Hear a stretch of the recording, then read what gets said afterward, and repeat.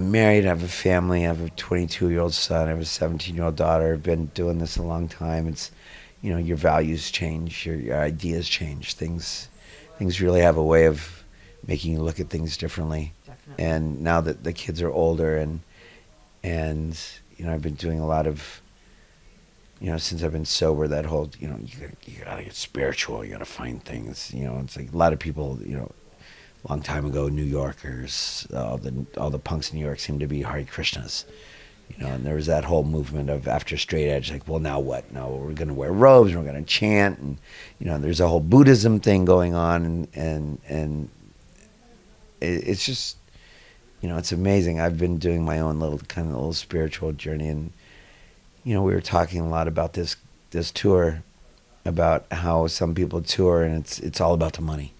Like if they can't get enough shows, they won't come. Yeah.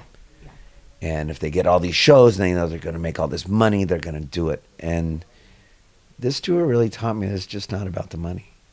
It's about the people and the camaraderie and the opportunity to travel. Doesn't take a lot. Just does not take a lot of money to travel. It doesn't take a lot of money to do a lot of really good things. You don't have to do a GoFundMe to get your band to Europe. Some people do it. Some people make the money. I don't know, maybe their families really want them to go and just donate. I don't understand. I don't get it. When we wanted to tour, we just decided we're going to play shows. And we just saved the money. And you worked your butts off to get over here. Yeah, and then, we're going to go home and we're going to show people pictures and we're going to tell them all these things that we did. And they're going to say, wow, my parents did that last year. It cost them like 10 grand. It's like, went on the grand tour. Yeah, we didn't spend anything. We didn't go out of pocket. I would have paid, I've paid a lot of money to do this. And it just happens that you just, the word blessed is just used so many times and it's overblown. It's, I'm not even a Christian, so I'm not even going to use it. I'm just so grateful that I have the opportunity to travel and do the things that I do still at 55. I've been doing this since I was, when was my first band? 78. So I was like 16. I was 15. 16. Yeah, 16 to 55 is, I got another year to go. I'll be 40 years of doing this. Wow, time flies. And I was a kid actor for like 6-7 years. So when I'm, talked about as being an actor, it's like, really, I did that for a little tiny time. Tiny bit of your life. And here's like my punk rock life goes like almost my whole life. My surfing life is even bigger. Like the only thing I've done longer than be a punk rocker really is surf and be alive. Really, it's really the only things that I've ever done that is more than just being in this type of, really imaginative, creative, forward-thinking, progressive music. That. I just can't call it, violent music or protest music or because it is that, but it's so much more. It is. I've had discussions with a lot of people, early LA gigs. You would go see Suburban Lawns, you'd go see X, you would see the Screamers, and you would see the Germs, all on the same bill. Wow. And if X was a punk band, what were the Germs? Yeah. Like, how do you define, or how does punk rock define those two bands that could not have been different if they tried? Yeah. They just did what they did, what they knew, what they liked to do. Yeah. But that was punk. That was punk rock. You throw in whatever is, okay, that's good, let's try it. You used to, crime and suicide and the Residents and the Tubes and all these bands that people wouldn't even consider punk rock. It's like, I had the That- Tubes album, and that was punk. I mean, They that had was not my White first. Dopes on punk, White Punks on dope. Yeah, it was. Oh gosh, yeah, I But- remember but- that very well. But Suicide in 1971 had a flyer that said a night of punk music. In 1971, you know, in Nobody 72, else knew what it was. In 72, Patti Smith was doing spoken word with music behind her. Yeah.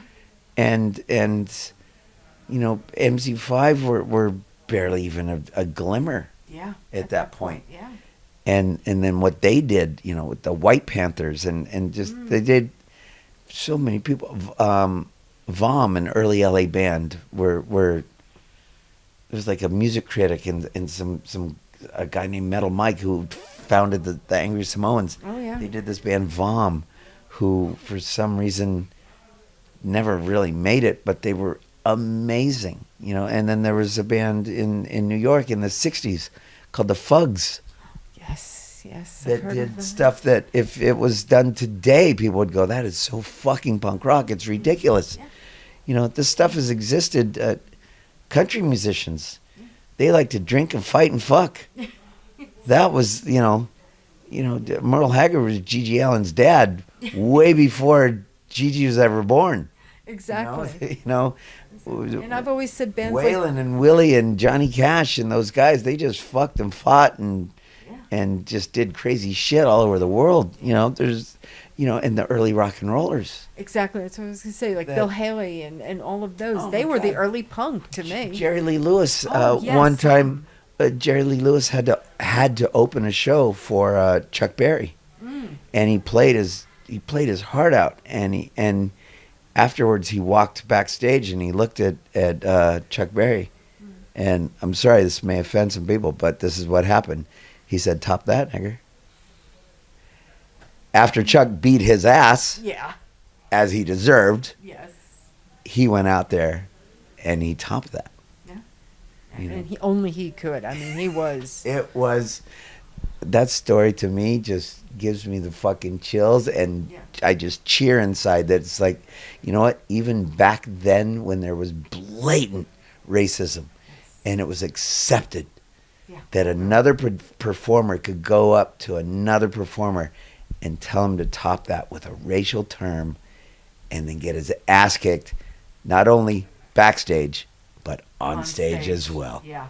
You know, because it didn't matter color, race, sex, creed, anything. Yeah. It just, if you did it, you did it. Yeah, And if the you music. did it well, Yeah. it was, people found out about it. There's no internet. No. Nobody got on and went, "Oh my God, blah, blah, blah, blah, blah." Facebook, you know, Yeah. here's my status, you know, very happy at Blackpool.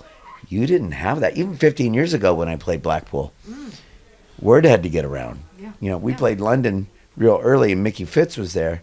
And Mickey said, "Don't let him take the piss out of you.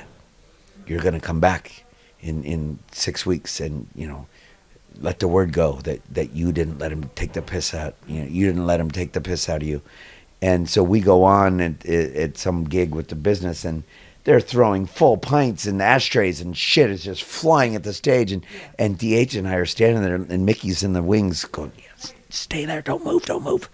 And we're like, "Fuck, this is nuts." But we stayed there, and we did it. And when we came back and we did Rebellion, it was like, you passed. Yeah. You, Pass the test. you did it. You didn't let us just fucking boo you off the stage. Yeah. And we came back, and it was a pretty damn good feeling, you know, because we went all over Europe where it was almost the same thing. It's like, don't let the fuckers win, because there was no Jello, no DKs. It's like, you know what? They said the same thing when, you know, Dio was singing for Black Sabbath. They said the same thing many times when Black Flag changed 4 fucking singers. Yeah. Well, 5 if you count Bilali. Yeah. So many bands, you know. There's a Jimmy Percy-less Sham 69 playing. Yeah. There are 2 shams out there. Some people will say there's 2 Dr. No's playing out there too. But only And- one of them is active. We've never been active at the same time. Exactly. So you just have these There's been alternates. threats. Everybody's had another singer at some point, you know. Some of my very, very dear friends are in bands that have the name that they were in 1978, and it's just them singing. Yeah. they deserve it. Yeah. They have every right to do whatever the fuck they want, you know. Early on, I was a kid, I was told, and what attracted me to punk rock is that I was told there are no rules. And all of a sudden, there's all these fucking rules. Yeah. And you're And living by the no I've rules. still never seen the book. Yeah. No I thought rule Ian book. had it. I thought Ian had the punk rock rule book. Ian does not have that book. Yeah. He didn't write it. He doesn't want there to be one. Yeah. Ian believes what he believes. I believe what I believe. Everybody has their opportunity to believe and think and feel what they do. If it does not affect another human being in a negative way, I think you're all right. And I think that is a perfect thing for us to end on, because that's exactly what punk is all about. Pretty much, I think that's why I do it. That's why I'll probably 20 years later, I'll be sitting here talking to you again. Yep. We'll be a little older. We'll be a little older. A little. Yeah. It is just a fucking- tiny bit. I've always said, though, punk rock almost killed me and it saved my life. That is inspirational, actually, because it's done everything. It really has. It's been such a huge part of all the good and bad of my life. Yeah. Right now, it's a really good thing. Yeah. Yeah. It definitely is. So, yeah, all those last things I said, that's what we leave this at. Thank you very much. Thank I you. appreciate it. My pleasure. Thank you. My pleasure. That was fun. That was. See ya.